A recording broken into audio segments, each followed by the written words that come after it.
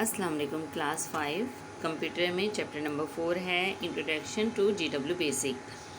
इसमें एक question answer और सेल्फ असेसमेंट शीट जिसमें चूज़ द करेक्ट आंसर आपको मैं एक्सप्लेन कर रही हूँ। चलिए समझते हैं। List 3 commands used in GW basic with their functions.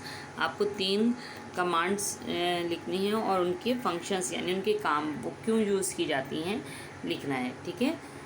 The 3 commands used in GW BASIC are load, list and run. ठीक है। 3 कमांड्स जो हम ज़्यादातर GW बेसिक में यूज़ करते हैं वो है लोड की, लिस्ट की और रन की। लोड कमांड क्या काम करते हैं? तो the load command is use to bring a program from secondary storage to primary storage so that it can be executed. कोई भी प्रोग्राम रन करने से पहले जो पहले से सेव किया हुआ प्रोग्राम होता है, लोड की कमांड के ज़रिए हम सेकेंडरी स्टोरेज से प्राइमरी स्टोरेज में लेके आते हैं। यानी जब हम कोई प्रोग्राम सेव करते हैं परमानेंटली तो उसके लिए वो सेव होते ही हार्ड डिस्क में चल जाता है। और जब हमें GW बेसिक में उसको दोबारा से ओपन करना होता है तो हम लोड की कमांड यूज़ करते हैं। इससे वो प्रोग्राम हार्ड डिस्क से निकल कर रैम में आ जाता है और रैम उसे दिखा देता है, डायरेक्ट एग्जीक्यूट कर देता है।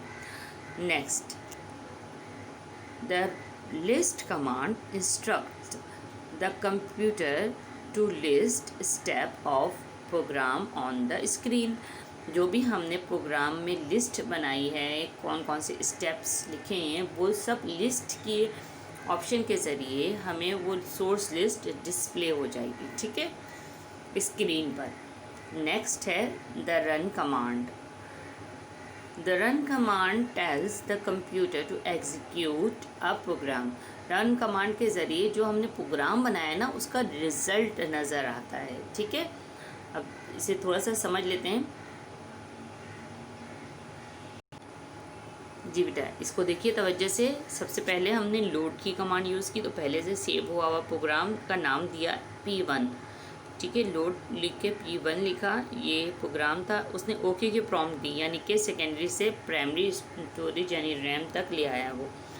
फिर हमने लिस्ट की कमांड की तो उसने फ़ौरन उसे ओपन कर दिया। तो जो भी लिस्ट हमने टाइप की थी यानी जो भी सोर्स लिस्ट हमने टाइप की थी, प्रोग्राम टाइप किया था, वो डिस्प्ले हो रहा है। और जब हम उस पर रन की कमांड यूज़ कर रहे हैं तो हमें उसका रिज़ल्ट नज़र आ रहा है। ठीक है, रन करने पर ये प्रोग्राम बना हुआ था कि एंटर करें कोई भी नंबर को एंटर करें। ठीक है ना, तो यहाँ नंबर हमने 23 एंटर किया तो स्क्रीन पर रिज़ल्ट 23 आया। सही है बेटा। तो देखिए इस तरीके से कौन सी कमांड यूज़ हो रही है यहाँ पर, लोड की, रन की और लिस्ट की। ठीक है, जबकि स्टेटमेंट कौन से यूज़ हो रहे हैं? RAM, input, print. ठीक है बेटा, चलें इसे तवज्जो से देख लिया आपने। अब हम आगे चलते हैं क्योंकि सेल्फ असेसमेंट शीट में भी हमें इसकी ज़रूरत होगी। चलें अब आते हैं हम सेल्फ असेसमेंट शीट की तरफ। ठीक है, select the correct answer for each question. हर क्वेश्चन के लिए जो करेक्ट आंसर है उसको सिलेक्ट करें। Which of these are not used in GW BASIC. इनमें से कौन सी चीज़ GW बेसिक में यूज़ नहीं होती है। ठीक है, तो देखें नंबर्स भी यूज़ होते हैं, इंग्लिश वर्ड्स भी यूज़ होते हैं और पंक्चुएशन मार्क्स। और कौन सी चीज़ यूज़ नहीं होती? अरबिक वर्ड ना। ठीक है, अच्छा अब यहाँ पर आते हैं नेक्स्ट की तरफ। Which of these is not a command used in GW BASIC. इनमें से कौन सी का जो वर्ड है वो कमांड नहीं है GW बेसिक में? Print, list, run, save.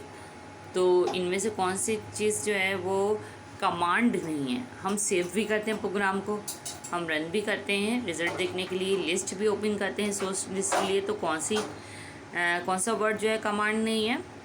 ठीक है, अब नेक्स्ट पे आते हैं। विच of these is not a statement used in GW basic. ठीक है, GW बेसिक में कौन सा स्टेटमेंट नहीं है इनमें से?